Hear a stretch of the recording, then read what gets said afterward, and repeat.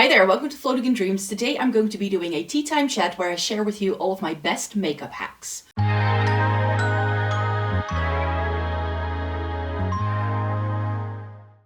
Welcome to everybody watching today. Thank you so very much for joining me. I thought it could be fun to do a slightly different tea time chat. I'm still going to be chatting to you.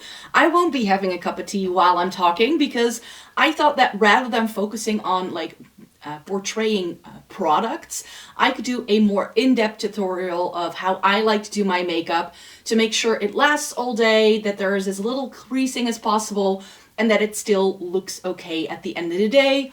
I'm a teacher in my day-to-day life, so my face moves around a lot, so making sure that things last is incredibly important to me. So I just thought I could show you all of the little things that I do that I don't always talk about in my videos, but that I still feel are very helpful for making my makeup last.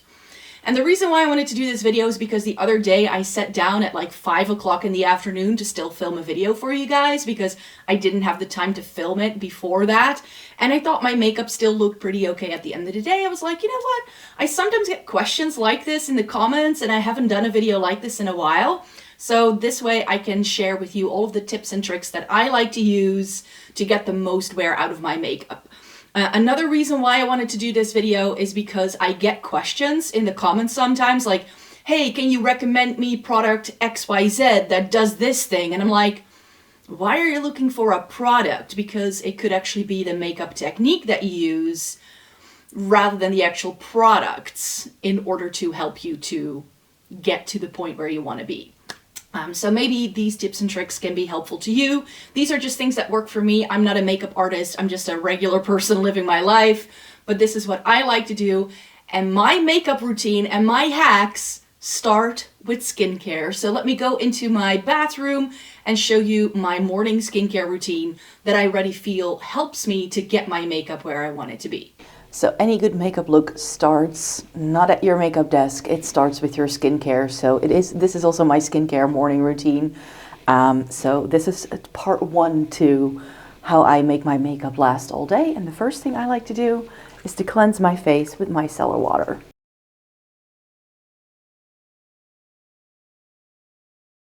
So now that we've cleansed, I like to go in with some sort of spray or toner type of thing to help hydrate my skin. So I'm currently using the Centella water toner from Cosrx. I don't think this is meant to go on directly onto the face. Like you can also like spray it onto a cotton round or spray it on your face and like gently tap your face with it. I just spray it on directly. And the reason why I do that is because if I put on any sort of serum straight onto my face, I feel it doesn't get absorbed as much. So I like to go in with a hyaluronic serum next. This is by Good Molecules. And this way the hyaluronic acid has something to play with, you could say.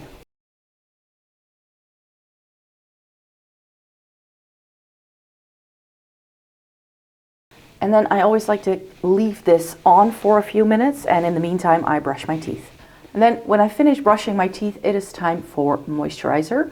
This is the La Roche-Posay Cicaplast Balm B5. This is one of my favorite moisturizers. I have two of them in backup, and this is getting really low, so I hope I still have enough for at least today and like tonight, because I use this for the daytime and for the nighttime. This goes on super white, so you do need to rub it in, but this is my favorite because it's super hydrating. And whenever I use it, I feel my skin just really feels its best. So that's why this one is a particular favorite. So I just rub it in until the white cast is gone, and then I use my ordinary caffeine solution for the under eyes. Because it's early in the morning, so I do have some eye bags.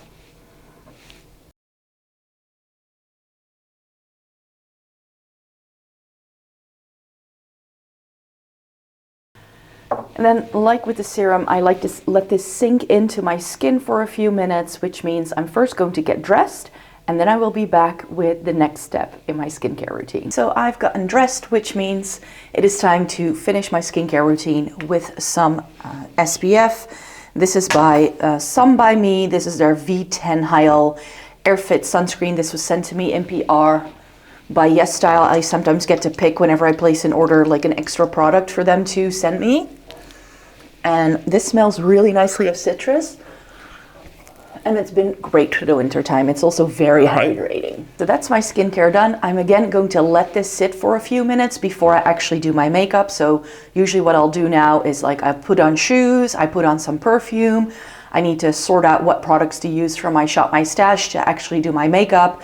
And in that time, the SPF has time to like sink in before I move on to the actual makeup. So that's the bit we're getting to now. So the main takeaway for my skincare routine is actually to leave time in between the different steps that you do, so that when you layer different skincare products, they have time to sink in before you move on to the next step. And that by the time you sit down to this point where we're at right now, where you start doing the makeup, that you actually can do that. I feel that if you follow each step too quickly, that your products don't have time to sit on your skin and it will not sink in, and that's going to not make your makeup last. So giving your skincare a couple of minutes for each step that you do to just sit there and let it be absorbed by your skin is incredibly helpful. So that brings me to the first step. This is me with my skincare just done.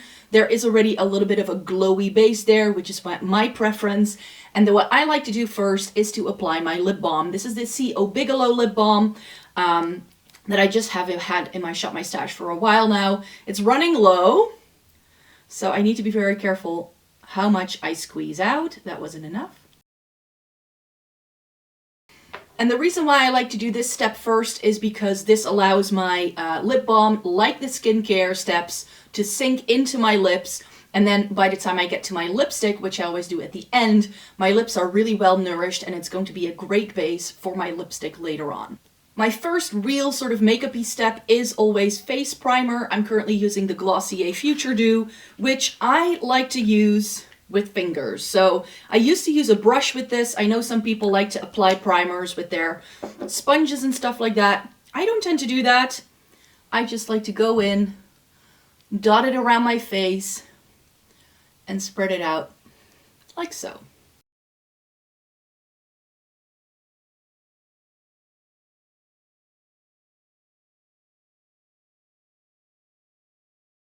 So I just put one pump on the back of my hand, and I think I've used like 2/3 of it to actually apply it to my face. I feel like using fingers for applying your primer is going to give you the best sort of sheer layer that you could probably work with, and that's just going to help your makeup last. Again, to not go into foundation straight away, I then do an eye primer. I like to do something that I like to call double priming my lids. So you're going to see the second step in a little bit, but I always use a clear primer at the start of my makeup routine. That's going to help my eyeshadow last. I do have hooded deep set eyes, and I feel that if I skip this step, my eyeshadow just tends to crease a little bit more. And again, like with the face primer, I do this step first so that it has time to like marinate on my lids, and it has a little bit of time to settle down, because that is just going to help with how the primer sits underneath your makeup. So sheer it out, apply it, and then just don't touch your eyes for the next couple of minutes. Now it is time to go into foundation. And for foundation, I'm currently using the Urban Decay Hydromaniac, but I do this with any foundation I use. It's one of the reasons why I adore cushion foundation so much, because they make it super easy to do a step like this. When it comes to foundation, I don't drip it around my face. I don't go with like a pump. I don't use it on, like, this is my foundation brush. I don't use it on here. I'm going to be using the Sigma Multitasker. This is their F47, which has been my new favorite foundation brush of choice. I like to actually only use as little foundation as I possibly can. This is currently how much is on the back of my hand, and that will be enough to cover my entire face. And again, I use my finger. You can also use a spatula. I know within Asian beauty that is a thing, but applying it like this is going to again help you to apply a very sheer layer, and that way you can really see how the coverage builds up, what the shade match is like, without you going overboard. If you drip it onto a brush, or if you're dripping it onto your face, you're going to get a lot of product in one place and not a lot in the other, which is not going to help with blending it out or the longevity of your makeup. I'm a sheer but buildable layers kind of person with any step I do in both my skincare and makeup routine.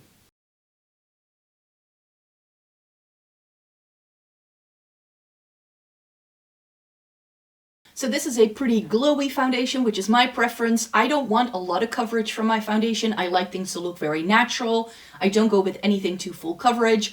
My main problem is a bit of redness, and I've got some discoloration going on, but I'd rather go in with a little bit of extra concealer than having my base be super full on.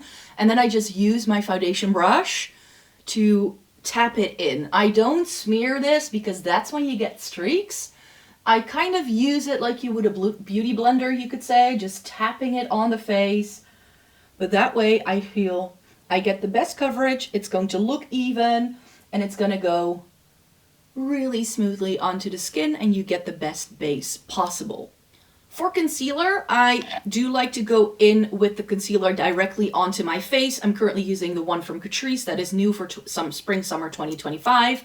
Again, this step I do with pretty much any concealer I use. I've got some redness still on my chin, so I do a dot here, a dot on my nose. Usually I do 2 dots on my forehead because I have a birthmark on my forehead that I like to cover. And then I just do a little swipe here and a little swipe there for the dark circles. I press it down once here, do a small swipe here, press it down once here, and again, press it down for a little swipe on my cheeks. This is all the concealer I use. It's less than whatever it is, like when you pull the doe foot out, it's like half of what's on the doe foot. Again, I don't like using a lot of product, and then I just go in with my foundation brush, or sometimes a wispy brush like this. This is the setting powder brush from Real Techniques. Something like that to just tap it in. So again, tap. Could you do this with a sponge? Yes, but I have found that with a sponge, it takes away a lot more product and you get less coverage than when you're using a brush.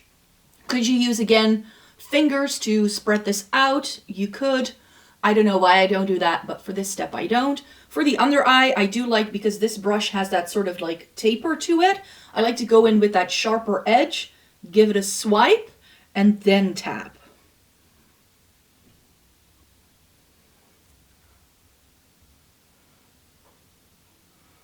And again, this way I get the extra coverage from the concealer, but it's spread out and it just gives me the extra coverage I need in those areas. Swipe, a little extra swipe because that wasn't the best swipe in the world, and tap.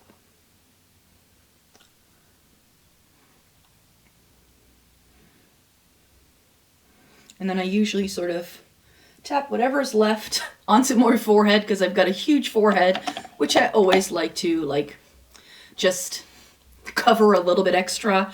And then I'm gonna go in with powder. Again, I don't use a lot of powder anymore. I used to use more powders in the past.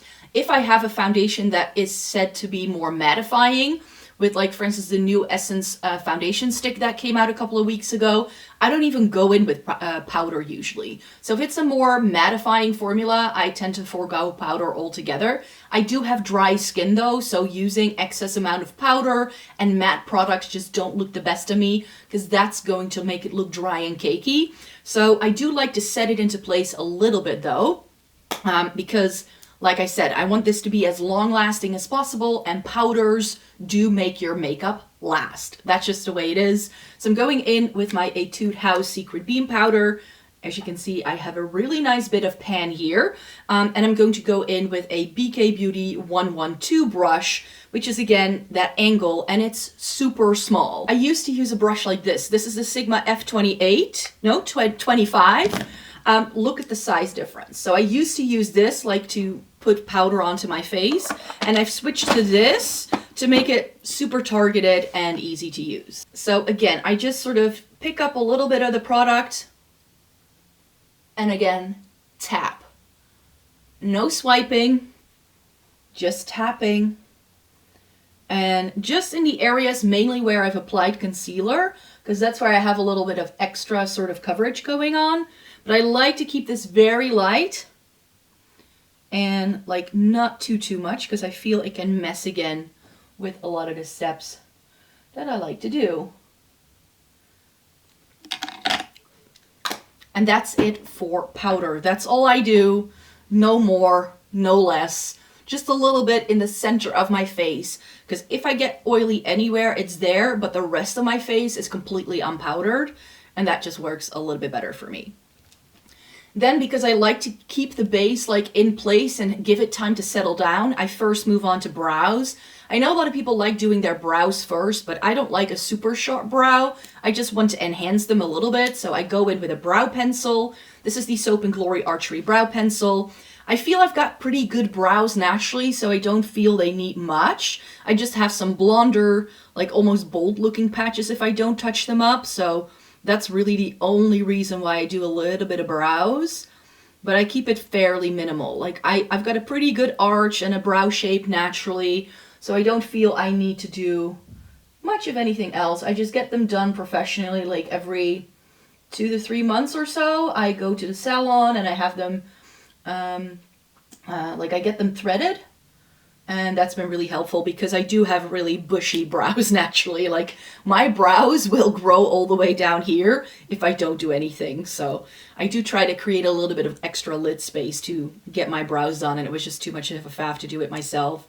And then just to give a little bit of more definition to the brow hairs, I like to go in with the Essence Make Me Brow. This is my favorite ever brow gel. I don't have anything else in my makeup collection currently that I even like using. And this will fill up any extra gaps, and it just sort of pushes up the brow hairs and keeps them nicely in place without them feeling crispy or like whatever. Like some brow gels can make it feel like you've got like hairspray in your brows, which I really don't need. So this way my brows are a little bit more defined, and I like the shades of these products. I've had these for many years in my makeup collection, and this is just my favorite brow combo of all time. And then we go into the cheek products, you could say. I like using, for powder bronzer, the a duo fiber brush like this. This one happens to be by Crown. This is the C406 Large Duo Face. But you can use other things, like there's nothing much going on. For powder highlight, I use the Sigma F03. And for a powder blush, for the longest time I was using the Real Techniques blush brush, which I love.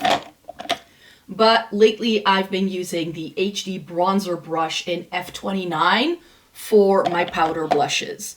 Today, however, I've got an old cream look, which is what I'm really into the past couple of years. So this is very true to what I wear on a day-to-day basis.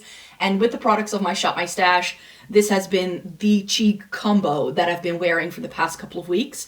And I really enjoy using my Spectrum B01 brush for cream products.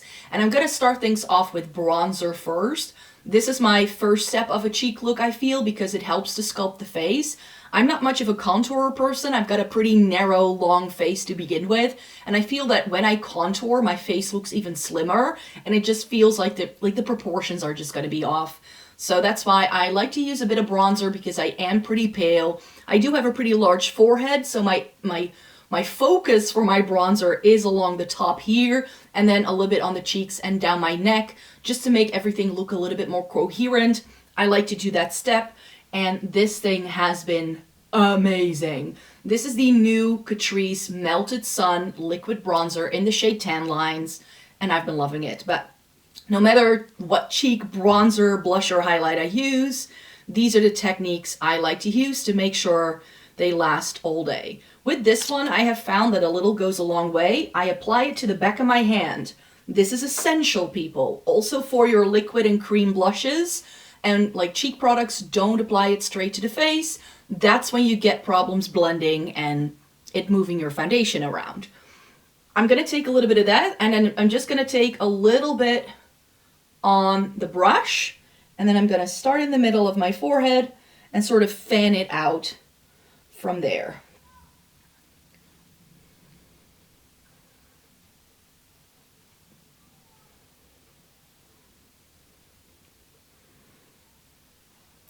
And that's all I tend to do. And then I go and move on to this cheek.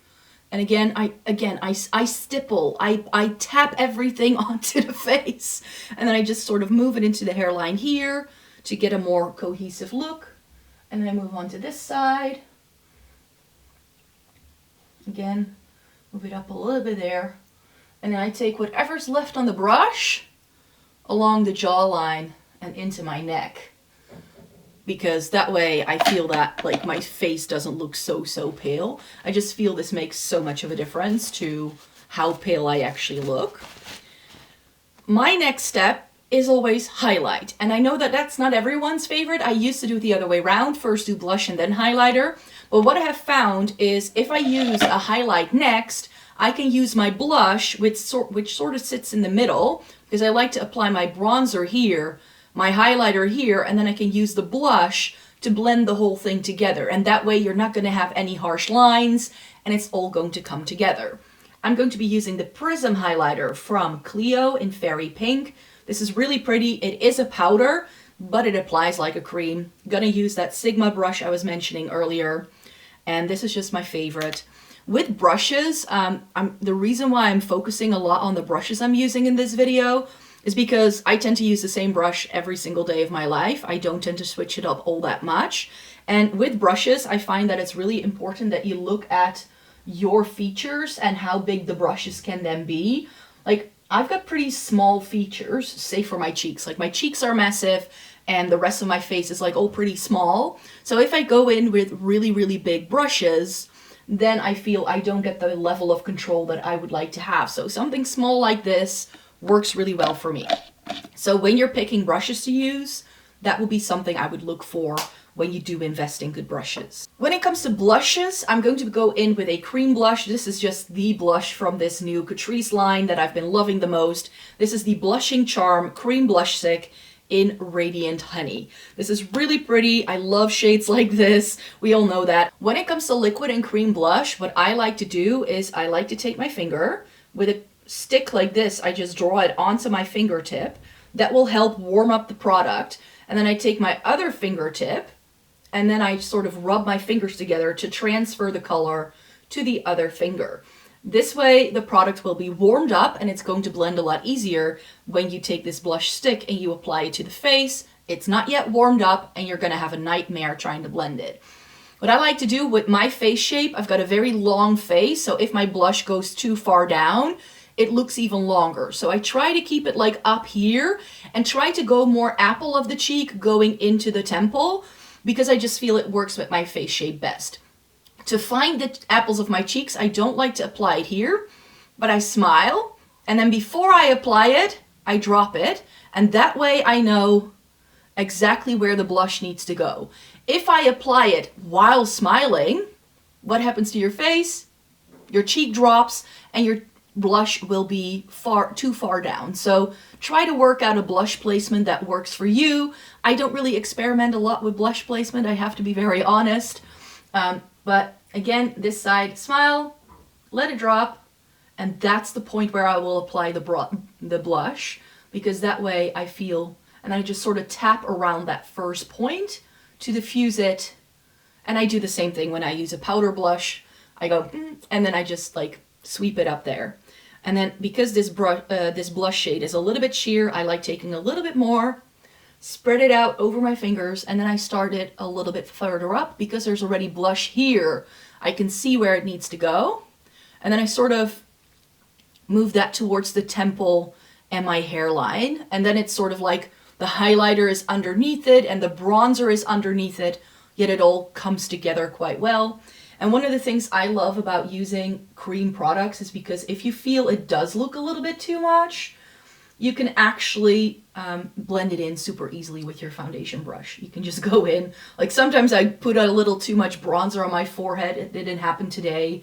And then again, I just like taking both fingers and just tapping it. Like this is also like just very therapeutic. I love that feeling in the morning. And these are like the kind of things I do every single day, and I just don't think about it, so I always forget to tell you guys about how I do these things, but that's the way I roll. So we have done the entire face look. I like to do my face first, and then I move on to eyes. That's not you because you're afraid of fallout. I never really experience fallout, to be quite fair, because I'm super careful with tapping my brushes off and all that. So there's definitely ways to prevent fallout, and if you do get a bit of fallout, it's super easy to fix. I mean, as long as you don't, like, if it's not like super black eyeshadow, I think it's fine. But I like to double prime, as I said, and that's the step we're at right now. So to make sure, because now everything is very nice and even, but as you can see, my lids are a little bit pinky toned. So sometimes they're a little bit more red if my allergies are acting up. So what I like to do, so sometimes the first primer I use is a little bit like pulled into the fine lines. So this, I take this opportunity to shear it out a little bit more. And now I can also feel that my lid is a little bit tacky. So doing this step now is really helpful because of that tacky base, everything is going to stick down a lot better. But I do want to cover up the redness, you could say, on my lids. So redness, veining, all that. I know a lot of people like using foundations or concealers for this step. I don't, because on me, I find it creases too much. I do have hooded deep set eyes, so that means things tend to crease on me a lot more quickly than most people. So if you don't have this product and you're in a pinch, you can definitely do it in a cheaper way. But I have just found, for longevity's sake, that a MAC paint pot that matches my skin tone is key. This is my third or fourth paint pot that I've used up, that I'm using, I should say. I used one up again last year. I go through these in like about a year and a half-ish. And then I need a new one again. So this is the Paint Pot in Painterly, and I just use this again with my fingers, shearing it out, and I really push this into the brows so that it really covers up that redness, and I blend it really nicely so there are no harsh lines, and that way I have a really nice base for everything to be covered up and have a good like skin tone like base to help with the vibrancy of the eyeshadows. Now, I don't like a tacky base because I find that if my base is too tacky, I struggle blending eyeshadow on top. So I like to use a little bit of eyeshadow in a very similar shade to the paint pot. This just happens to be a MAC one. This is always the eyeshadow I use up in here. I tend to use up one eyeshadow a year, and it's always this sort of, this setting eyeshadow, you could say. Could you use your face powder for this? Yes, but very often the face powders I like have a little bit of shimmer in them. And for this, I do like to go in with a matte. So I'm using MAC's Orb. This is from their satin range, and it matches the paint pot perfectly. Using it on a very wispy brush, because I just want this to be a very sheer layer. I find that if I don't set it, not only do I struggle blending my shadow on top, the paint pot will start creasing a lot more easily as well for me. So that's why I just like to do this, a very sheer layer, so that the eyeshadow primer is just set in place and it's not gonna move around or slide around. Is it a step you need to do? Perhaps not, but this is the way I like to do it. And then we get to the actual eyeshadow. So I've used the same techniques for eyeshadow for years. This is currently in my shop, my stash. The Ghost Face Lives from Glamlight. It's a very nice gray tone. Goes with the sweater really well today, and it allows me to pop on a brighter lipstick, which is currently what I'm really feeling like. So I'm thinking I want to do like a look with some of these like taupey shades that it has. I think I'm going to go in with those. I think there's also like, yeah, I can use this darker like black shade for a bit of liner. I'm just going to throw this together and explain to you the steps that I do as I'm doing them. So this is going to be the most in-depth eyeshadow tutorial I've ever done, I think. You do need to know though that this is pretty much the only eye look I do still on myself. I don't really veer off of this anymore. Like I can do cut creases and all the fancy stuff for sure, but this is my comfort zone. I'm going to show you the look I do and that I can whip together in like 3 to 4 minutes before I head out the door to work. Sure, I can sit down and do more expressive things on myself, but it's not something I have time for on the day-to-day. So I'm just going to show you that. So going in with a MAC 217, I'm going to take a little bit of like a medium sort of shade. Again, I only like tap my brush into the pan like this. I pick up the smallest amount of product. So if you're afraid of fallout, don't swirl your brush into the pan. Go into it like this, especially with pigmented shades like this. And then I always have a little color switch from Catrice, this one is. You can get them from other brands that I can use. Like today, all of my brushes are clean because I cleaned them the other day. But if your brushes, you want to make them last a little bit longer in between applications, you can use this to clean your brush off. And I like using the tin to tap off any excess that I might have. And I do that for every eyeshadow step that I do. And what I like to do, like I said, I have hooded deep set eyes. Every tutorial will tell you do not lift up your brows. If I apply shadow here, I'm going to apply eyeshadow to my brow bone, which is not a good look. I don't have a lot of lid space. So if you have hooded deep set eyes and you do have a lot of lid space, I think the not lifting up the brow thing is going to work better. But I have, like, I'll turn to the side so you can see, but my brow juts forward a lot. So my eye socket is a little bit further back, creating not only like a hood, but actually like this sort of shape if you look at it from the side. So I do want shadow to go in there, and I want there to be a shadow, but I do want it to be visible when I look at it in the mirror. So that's why I always work with two mirrors. I have my little IKEA mirror here for the close-up, but I have a larger mirror here so I can check twice, like, to see what I'm actually doing. So I do like to start by lifting up my brow and then finding my brow bone, because the thing that juts out here is the actual bone. And then I just sort of push up against it, and then I take very small strokes and I sort of go inwards like that. And that's the way that I like to do it. And then just build up the shadow to where I want it to go. And then I make my movements perhaps a little bit bigger to sheer it out more. And I sort of do circular motions to pull it up a little bit so that when I look at my eyeshadow in the actual mirror I have here, that I can see it being diffused here on that flap of skin. So I do pull my eyeshadow up there, but if I just go in with this, I'm going to end up with so much empty space that I then need to fill up with something else. And if I look down, it's just going to look weird in real life. So it probably looks great on camera, but it's not the way I live my life. So I do need to make it look presentable for my day-to-day life as well. So, and then I sort of move to the next spot, and then I take that and then I blend it out like that. And that way I just keep going back and forth until I'm happy with what that crease shade looks like. And I feel like the shade is not that even yet, so I just keep going until I've got it to a point where I'd like it to go.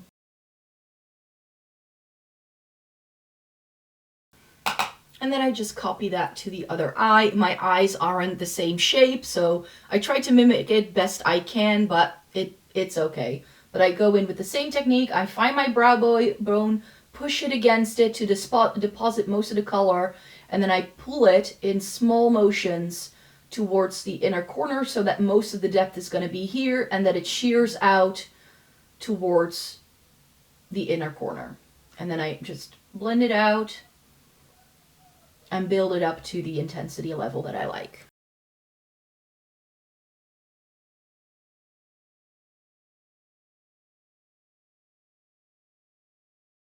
And then when I feel this eye is done, I check it in the mirror here. I look straight ahead, relax my face to see how the eyeshadow sits, and if I feel one side is higher up than the other, I'll just use that same brush to sort of blend things out a little bit more.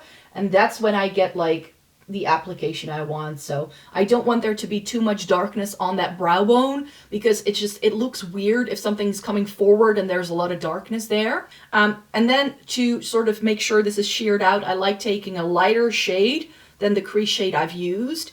And I'm going to go in with this brush from Zoeva. It's a very wispy brush that's going to do a lot of blending. And I'm just going to use that lighter shade, and I'm going to go in like a little buffing motion and like little circles back and forth.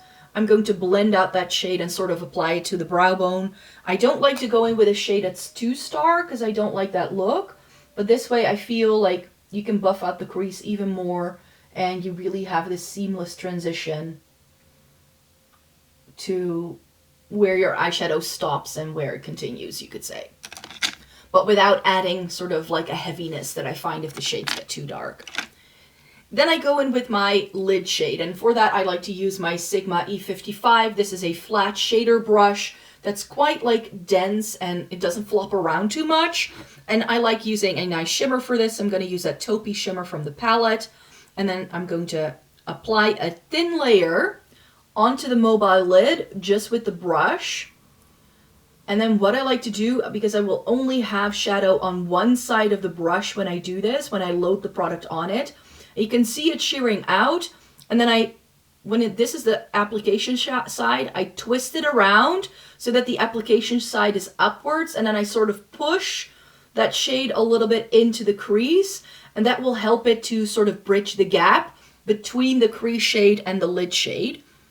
And this is usually the step whenever you see my eyeshadow reviews and I say that I cannot blend shadows from a lot of indie brands, it's because they don't do this. Like, if I can only apply things with a finger, I don't get the kind of blend that I would like to get. And I want shadows that allow me to do this step because it's just important for my eye shape. I do like to go in with fingers to intensify that shimmer, because with a brush, you're never going to get the intensity that you'd like. So I just move my finger a little bit in there. I take a little bit on my middle finger and I start in the middle and I pull it down, pull it down, pull it down, pull it down, and I start pulling it out towards that outer corner so that a lot of the intensity of the shimmer, and I sort of use my finger to already blend it up. But then I like to go in with my crease brush again, the MAC 217, and then I shear it out more. Here's another step that when I say I cannot blend the shadows is that it doesn't shear out towards that crease, and that I struggle doing that. So I do apply shimmers with fingers, people. I just want them to be finished and refined once I am done with it, and that it shears out and that it doesn't look chunky on the lids, which is usually my issue with a lot of flaky shimmers that a lot of indie brands do, and like the very creamy things they do. That's what I don't like about those shades, is that they don't allow me to do this step and have it look flawless. Like, I will just like push the shadow around and it doesn't blend. But this way you get a very nicely intense shimmer all over the lid, and you have a little bit of a diffused shimmer going into the crease, and everything looks very seamless. So if you've been wondering how to get that ethereal look, as some of you have been calling it on my channel in the comments, that's how I do it. Then I like to go in with a very small angle brush. This is a brush from Hema that I've had for years. And then I like to take a shade that's possibly like one of the deepest shades in this palette. I'm not sure, there isn't like a really good dark brown in here. That would have been my preference. So I think I'll just go with the black. Again, with this, I just tap it in. I only do this, like just a little bit. And then I tap off the excess, so there's no harsh lines here, and I use this as eyeliner. When I discovered that eyeshadow makes for great eyeliner, I was sold, because this way it doesn't get messy. Eyeshadow is a lot more forgiving. And if you do feel it looks too intense or your line is too thick or whatever it is that your problem is, you can always, always go back in with your lid shade and tone it down, which with a liquid liner, you don't have that kind of play time. So that's why I like to do this. And again, just short strokes. I start at the outer corner. I just like press my eyeshadow down and just drag it ever so slightly with small movements across the lid. I like to turn the brush around halfway through and taper it off towards the inner corner so that there's the most intensity towards the end. And then I sometimes go back in at the end just to give it a little bit of thickness there.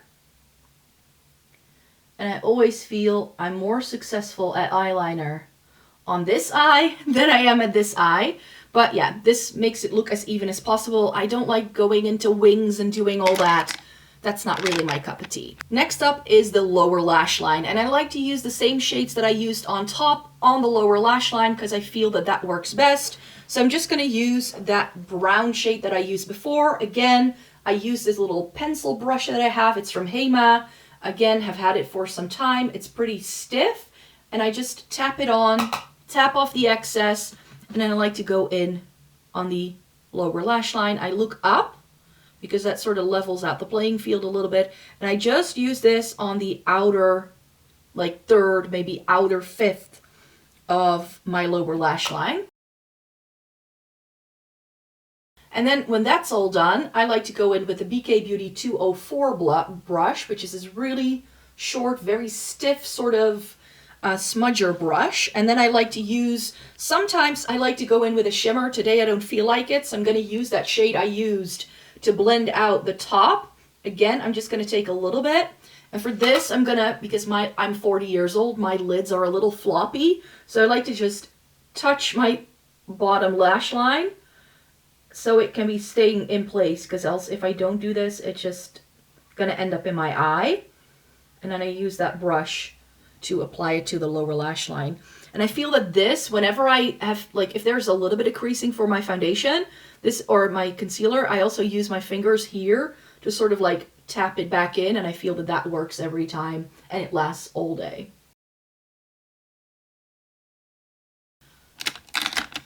So the only thing that's left is still an inner corner highlight, and I think I'm going to use this really pretty like purpley shimmer that this palette has on this Sigma pencil brush. I've had this for so long that the name has rubbed off. I think it's the E20, maybe E10, I don't know. But I'm going to use that purpley tone because I think that's the lightest shade that's in here.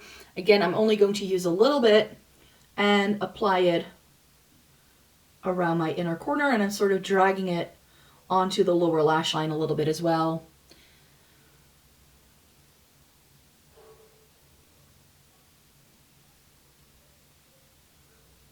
And that's it. That's all I do for my eyeshadow. This is the most in-depth I can go.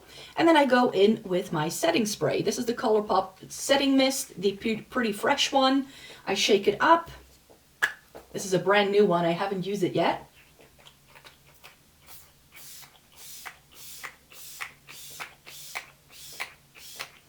And then I apply that to my face. And again, that needs a little bit of time to like settle down and have everything work in.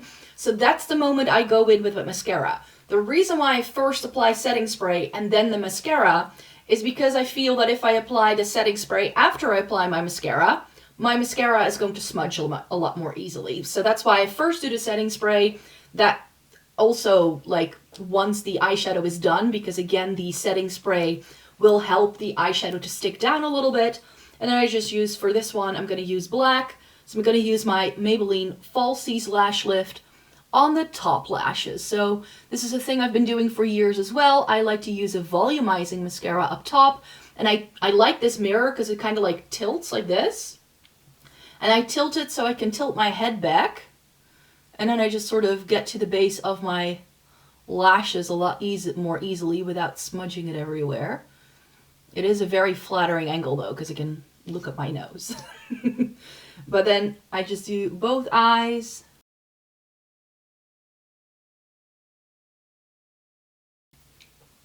And when that is done, I'm going to go in with my Glam & Dull Waterproof. So if you want your makeup to last as long as possible, putting a bit of waterproof mascara over the mascara you already have on was a game changer for me when I discovered that. So I've been doing this step for, I don't know, 7 or 8 years now, and it just helps a lot more. I really like this Glam & Dull one because the brush helps to separate your lashes, because with volumizing mascaras, they can sometimes get a little bit clumpy.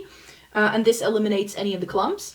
And then what I like to do is I like to apply this to the lower lash line as well. And I only apply it to the lower lash line on the outer third of my lashes because I don't want it to close off too much of my eye. But I do like a little bit of definition there. Now I do feel that this mascara can come off if you're wearing a very emollient concealer. So I do get a little bit of mascara smudging, usually on this eye for some reason and not the other. Probably has to do with my eye shape. But yeah, it's okay. Like, I will just smudge it in with my finger and it's fine. It looks okay. I just see that I've smudged a little bit of my mascara, so that means I'm going to give it a couple of minutes to dry. And then I'm going to take one of these cosmetics Q-tips and I can just wipe it off in a second. But I'm going to have to let that sit because if I do it now, it's going to smudge. And now we get to the lip part, because now it's time to finish off this look and put on a lipstick. So I've had this lip balm on since the start of this makeup look. It's almost completely sunken in. And I've been using a little bit of kitchen roll because it's cheaper than using tissues, I have found.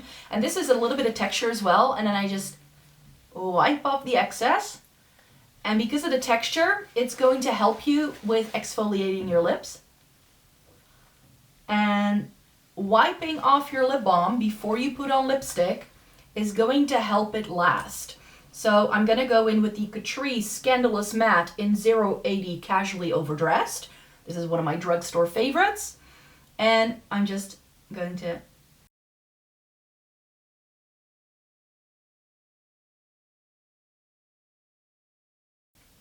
And here is what the lipstick looks like on. So what you should know about making your lipstick last, and you want to make your lipstick last, is for the next 30 to 60 minutes, don't drink, don't eat, and don't press your lips together too much, if you can.